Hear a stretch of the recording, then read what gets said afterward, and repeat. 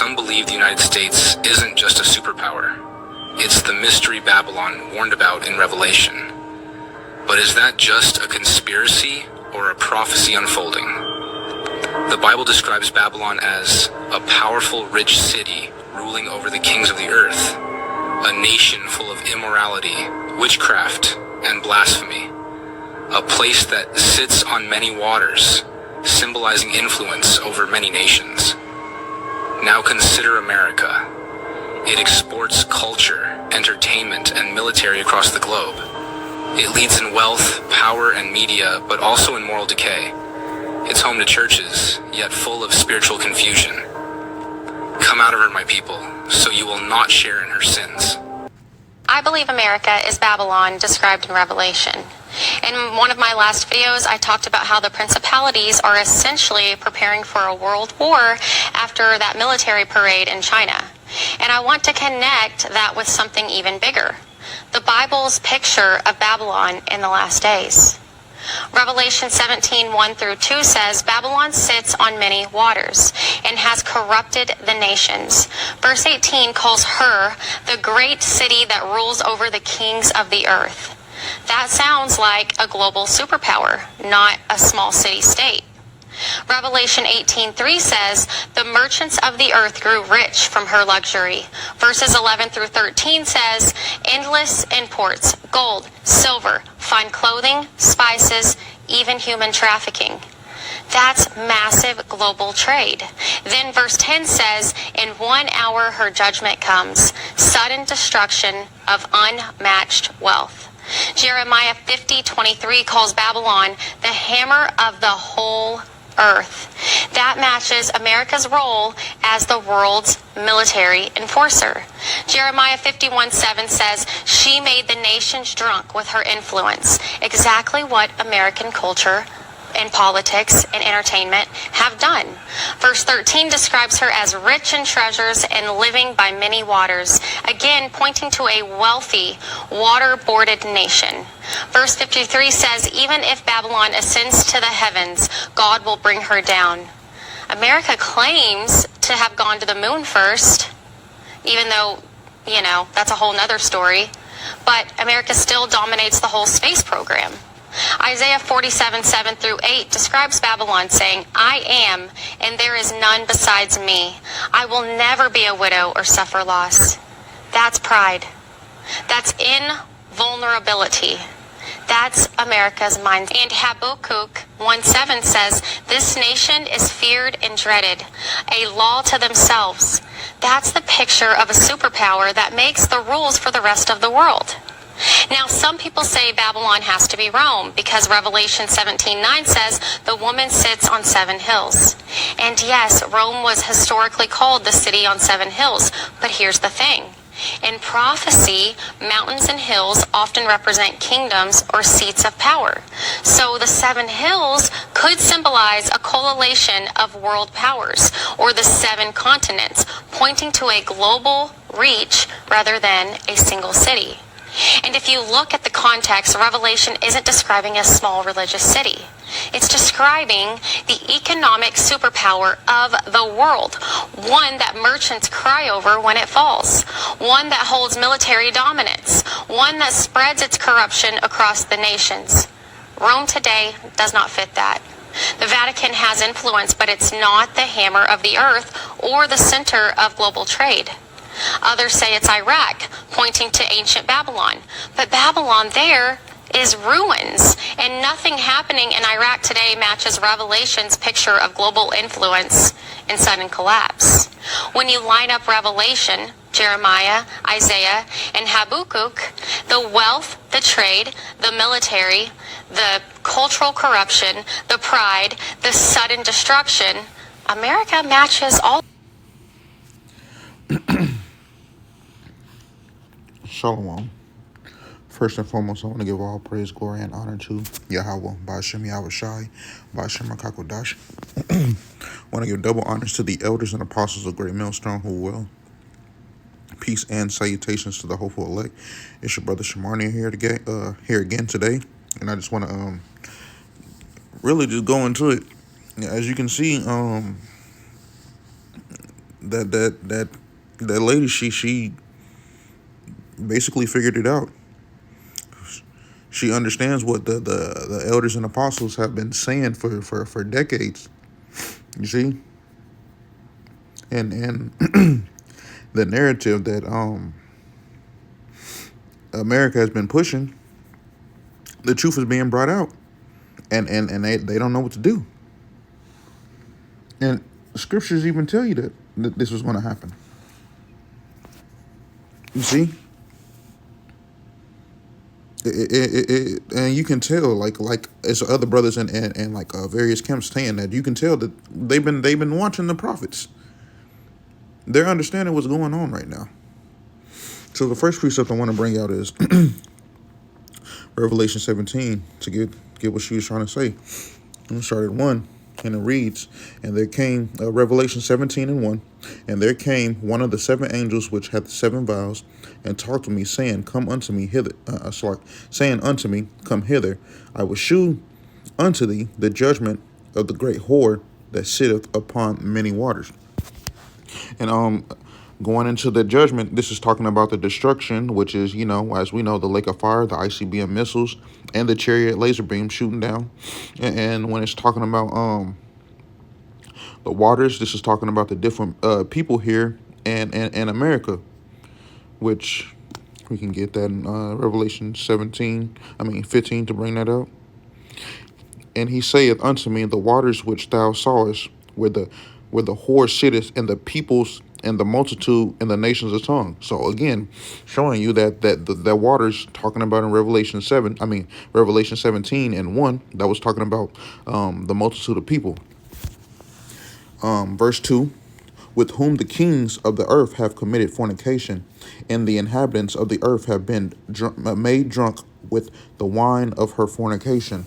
And basically going into all the rulers of the earth have committed spiritual fornication, and all the other nations have taken after America's way of life, that's what it's going into when it's talking about drunk with the wine of her fornication. You see, and it's a couple scriptures to prove that. Revelation 18 and 3. For all the nations have drunk of the wine of the wrath of her fornication, and the kings of the earth have committed fornication with her, and the merchants and the earth was waxed rich through the abundance of her delicacies. Again, showing you that this place is this people living here, they followed the ways after America, the way of life, after the philosophies that they push it out, whether it be that dumbass feminism or them letter people. These people have been blinded and followed the philosophies. You see? But also, while doing that, we know that Yahweh Bashem Yahushua said that the truth will be brought out, and he's going to uncover the veil that's over these people. So first precept I want to bring out is second precept on second Esdras 6 and right here, second Esdras 6 and 28, and it reads, as for faith, it shall flourish, corruption shall be overcome, and the truth which hath been so long without fruit shall be declared. And we're seeing it play out right in front of our faces. Some of these people are waking up to realize that Babylon the Great, aka America, is not the, what do they like to say, land of the free or the American dream. It's not what they paint America out to be. Next precept I'm going to bring out is Isaiah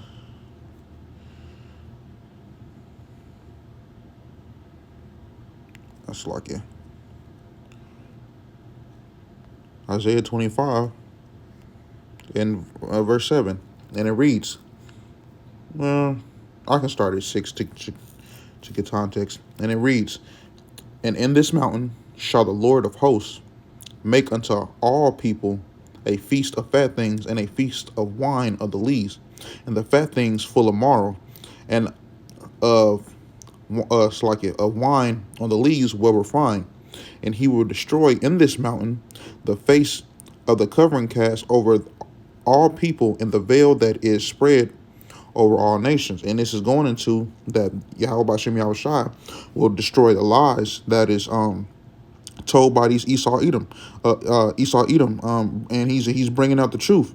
And again, like she said in the video, mountains in this context represents like the governments, and that further proves that you can tell these people have been watching Great Millstone, because no, don't nobody know that.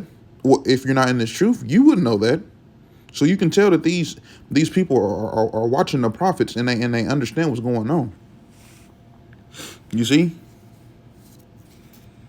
And so like, yeah.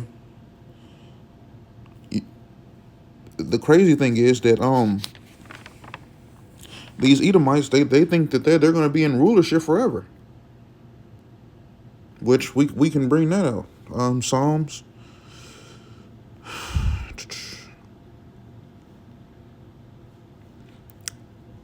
49:11, and it reads, "Their inward thought is that their houses shall continue forever, and their dwelling places to all generations. They call their lands after their own names." And that's, again, the mindset that Esau Edom has. They feel like they're going to be in rulership forever, and nothing's going to happen to them for the abominations or the atrocities that these motherfuckers have been committing for generations on back, starting with the Renaissance era. These niggas is gonna have to pay for that. You see? And it's only right. So, another precept I'm gonna bring out is going back to Jeremiah 51. Bring that out. 51:7.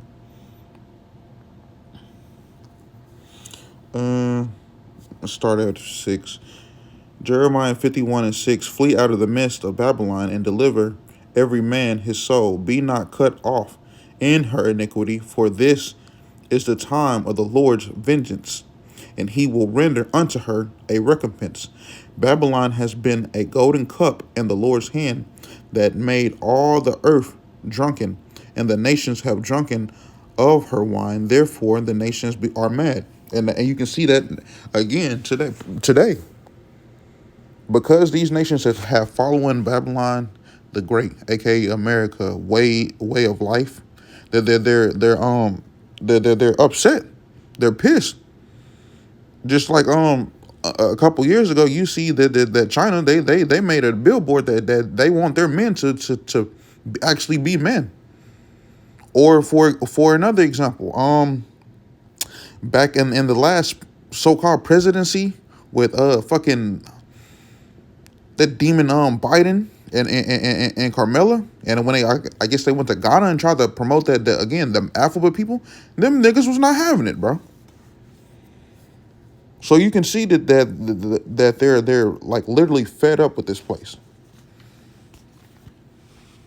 and that ultimately, as we know, Babylon the Great is going to be destroyed. So the next precept I want to bring out is Isaiah 14:16. This probably be the last precept. So I'm gonna start all the way from 12. This is Isaiah 14, verse 12. How art thou fallen from heaven, O Lucifer, son of morning? How art thou cut down to the ground, which didst weaken the nation? For thou hast said in thy heart, I will ascend into heaven, and I will exalt my throne above the stars of power. And I will sit upon the mount of the congregation in the sides of the north, and I will ascend above the heights of the clouds, and I will be like the Most High. Yet thou shalt be brought down to hell, to the sides of the pit. They that see thee shall narrowly look upon thee and consider thee, saying, is this the man that made the earth to tremble, that did shake its kingdoms? So again, when Yahweh Ba'ashem Yahushua comes back, all the other nations that feared America, Babylon the Great, they're going to look at this nigga like, what? This is who we was afraid of? And like she said, in like the woman said in the video, that Babylon the Great is going to be destroyed in 1 hour. You see? So I just wanted to give a little bit of lesson on that. First, I want to give all praise, glory, and honor to Yahweh Ba'ashem Yahushai, Ba'ashem Kakodash. I want to give double honors to the elders and apostles of Great Millstone who will will peace and salutations to the hopeful elect. Shalom.